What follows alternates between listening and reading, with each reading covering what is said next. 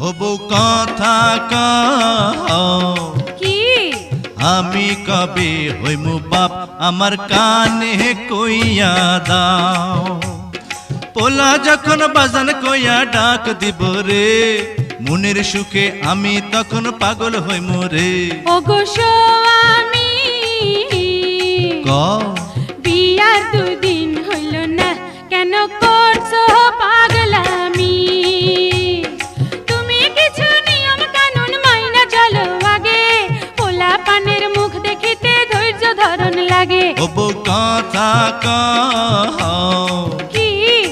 আমি কবে হইমু বাপ আমার কানে কইয়া দাও